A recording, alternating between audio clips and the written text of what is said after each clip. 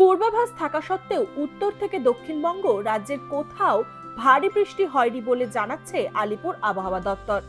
তবে হাওয়া অফিস বলছে 11 মার্চ বুধবার বিকেল থেকে কলকাতা ও দক্ষিণবঙ্গের বিভিন্ন জেলায় বজ্রবিদ্যুৎ সহ বিক্ষিপ্ত বৃষ্টির সম্ভাবনা রয়েছে।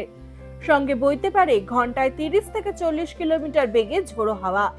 11 মার্চ কলকাতার আকাশ মেঘলা রয়েছে, বিক্ষিপ্তভাবে বৃষ্টির সম্ভাবনা। এদিন কলকাতার সর্বনিম্ন তাপমাত্রা 24.6 ডিগ্রি সেলসিয়াস, সর্বোচ্চ তাপমাত্রা 31.1 ডিগ্রি সেলসিয়াস।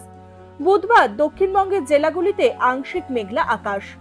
উত্তর ও দক্ষিণ 24 পরগনা, নদিয়া, মুর্শিদাবাদ এবং পূর্ব মেদিনীপুরে বজ্রবিদ্যুৎ সহ বৃষ্টির সম্ভাবনা রয়েছে। 11 মার্চ বুধবার উত্তরবঙ্গের সব জেলায় বজ্রবিদ্যুৎ সহ হালকা থেকে মাঝারি বৃষ্টির পূর্বাভাস। উত্তরবঙ্গে সপ্তাহ জুড়ে বৃষ্টির সম্ভাবনা রয়েছে।